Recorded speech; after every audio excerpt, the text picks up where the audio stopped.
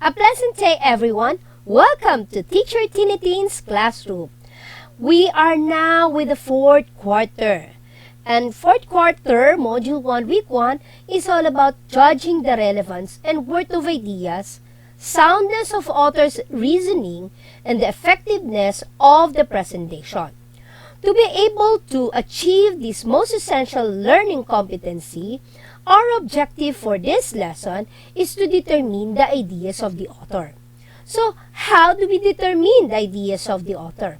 We have to go back to the different elements that will help us understand and identify the ideas of the author. So, the first one, of course, is the tone. The tone is the feeling or the emotion of the author upon writing his text or her text. The second is the point of view. The point of view is the perspective of the author in writing the text. And when we talk about point of view, there are different types of point of view. So the first one is the first person point of view. In the first person point of view, the writer is speaking for himself or herself.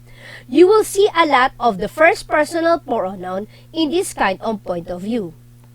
The second type of point of view is the third person omniscient.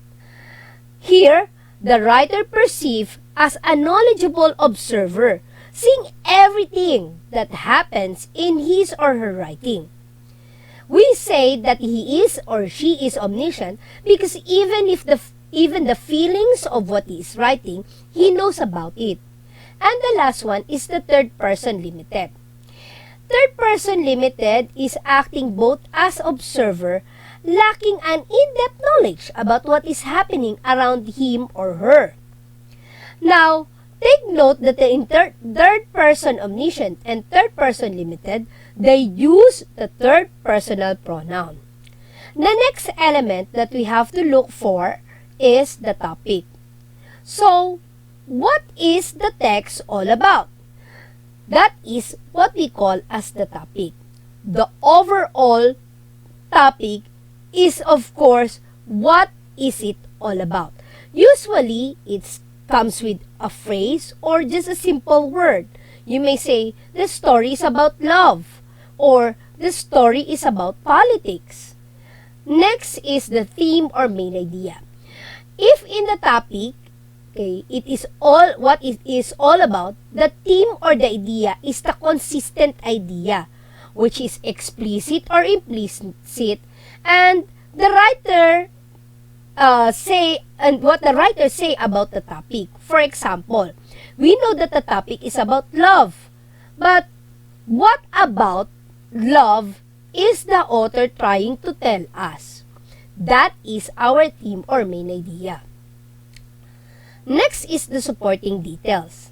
Supporting details are important because other than the theme or main idea, this is what she is telling us about the topic. These are actually the evidences that the author or little things or little facts that would help us understand what the theme or the main idea is. And the last, of course, is the author's purpose and text types. So, does the author write to persuade or convince us?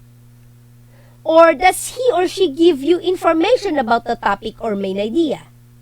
And does he or she seek to entertain you with his or her writing?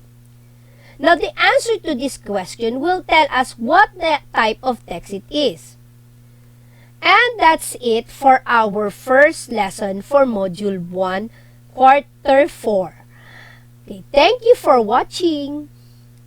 God bless everyone.